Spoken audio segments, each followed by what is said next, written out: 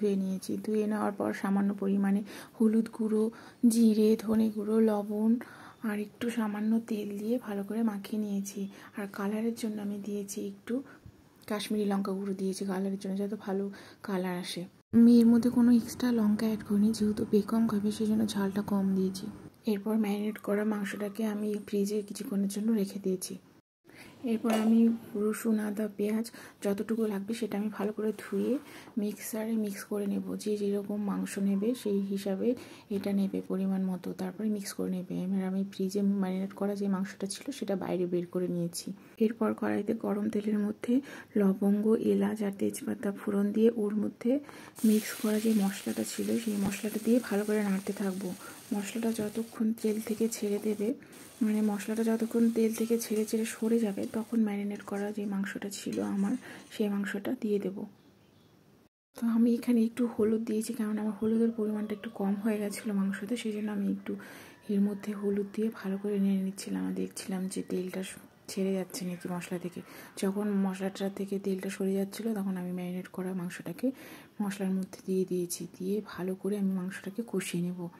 আমি কয়েক পিস এর মধ্যে আলু অ্যাড করেছি, যেহেতু বেগম আলু ভালো খায়, তো সেই জন্য আমি ওর জন্য কয়েক পিস আলুও দিয়েছি। যার যেরকম পছন্দ সে আলু নাও দিতে পারে, আমি আলু দিয়েছি। আমি মাংসটাকে কষানোর জন্য এখানে খুব অল্প পরিমাণে তেল নিয়েছি, যেহেতু হচ্ছে মাটন থেকে এমনিতেও একটু তেল ছাড়ে, সেই জন্য আমি অল্প পরিমাণে তেল নিয়েছি। যেহেতু মাংসটা ম্যারিনেট করা ছিল সেই জন্য মাংসটা থেকে একটু জল ছেড়েছি, তো জলে হচ্ছে মাংসটা অনেকটা সিদ্ধ হয়ে গেছে আর আলুটাও অনেকটা সিদ্ধ হয়ে গেছে। এবার হচ্ছে জলটা শুকিয়ে গেলে একটু ভালো মতো কষিয়ে নিয়ে সেই মাংসটাকে আমি এবার প্রেশার কুকারের মধ্যে দেবো, আরও ভালো সিদ্ধ হওয়ার জন্য। যেহেতু মাটন, সেই জন্য হচ্ছে মাটনটা একটু সিদ্ধ হতে টাইম নেয়। এবার আমি মাংসগুলোকে, আলু ছাড়া শুধু মাংসগুলোকে প্রেশারের মধ্যে দিয়ে ভালো করে সেদ্ধ করে নেব। সেদ্ধ যত ভালো হবে মাটন তত খেতে টেস্ট হবে। আমি মাটনটাকে সেদ্ধ করার জন্য এখানে সামান্য পরিমাণে জল দিয়েছি আর একটু লবণ দিয়েছি, কেননা তখন আমি প্রথমে যে লবণ দিয়েছিলাম সেই লবণের পরিমাণটা একটু কম ছিল। তো আমি যেহেতু এখানে জল অ্যাড করলাম তাই জন্য আবার একটু লবণ অ্যাড করলাম। যে যেমন লবণ খাবে তার স্বাদ অনুসারে সে সেই রকম লবণ অ্যাড করবে। যেহেতু বাড়িতে রান্না হচ্ছে অনেক দিন পর মাটন, তো আমি একেবারেই মাটনটাকে পুরো আমি আমার নিজের মতো করে রান্না করছি।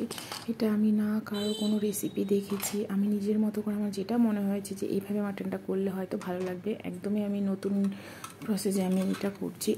এর আগে আমি কখনোই এরকমভাবে মাটন করিনি। তো একেবারে কম তেলে কম মশলাতে আমি মাটনটা করছি। মাটনটা সেদ্ধ হয়ে গেলে সেই মটনটাকে আমি কড়াইয়ের মধ্যে যে গ্রেভিটা ছিল সেই গ্রেভির মধ্যে ছেড়ে দেবো। ছেড়ে দেওয়ার পর একটু ভালো করে নেড়ে তারপরে হচ্ছে ওর মধ্যে আমি কিছুটা গরম মশলা অ্যাড করব। সেই গরম মশলা অ্যাড করে একটু নেড়ে তারপরে মাটনটাকে নামিয়ে নেব। মাটনটাকে দেখেই মনে হচ্ছে যে কত সুন্দর হয়েছে আর এত সুন্দর গলেছে। একদম কম তেলে কম মশলায় ভীষণ সুন্দর হয়েছে মাটনটা। আর মাটনটা খেতেও ভীষণ দারুণ হয়েছিল। আমি নিজেই অবাক হয়ে গেছি যে আমি এত সুন্দর মাটন করেছি ফার্স্ট টাইম। আর এত সুন্দর গলেছে মাটনটা। মাটন যদি না গলে তাহলে খেতে ভালো লাগে না।